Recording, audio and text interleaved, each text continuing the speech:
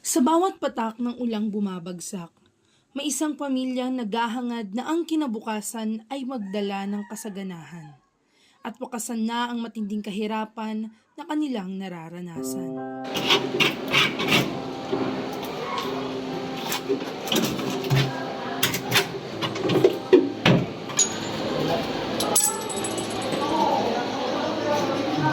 Anak?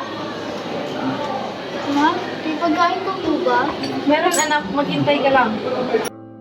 Araw-araw, milyon-milyong Pilipino ang nagtitiis ng gutom.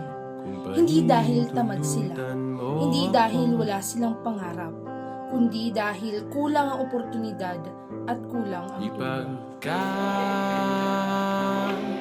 Katiwala ko sana sa'yo ang puso ko.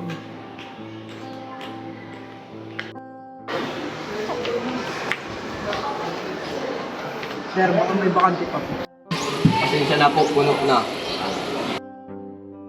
Pintuan pa ba ang kailangang katukin?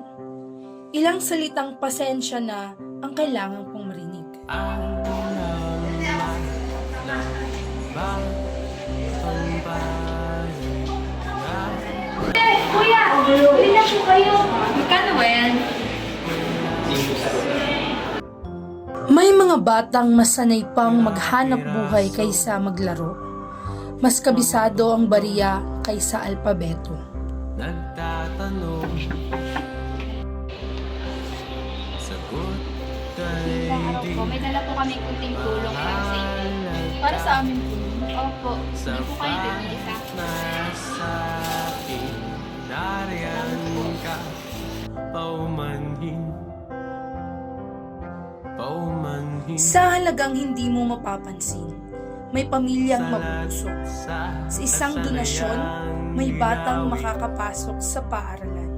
Sa isang desisyon mong tumulong, may pangarap na muling mabubuhay. Nak, may surprise ako sa inyo. Wow, tatay, may trabaho ka na po. Oo anak, meron na. Okay po. Akin na to. Sa'yo na. Pakilala ko sana sa'yo Wow! ang buong mundo. Si bro. Ano yan, kuya? Matagal ko ng pangarap to. Tsaka itong relo. Ang ganda. Sana all.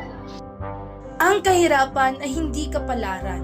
Ito ay hamon na kaya nating baguhin kung tayo ay magtutulungan.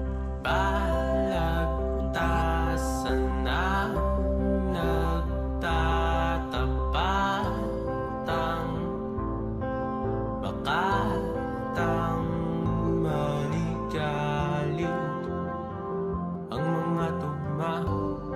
Maraming salamat po dahil sa inyo may bukas na ako.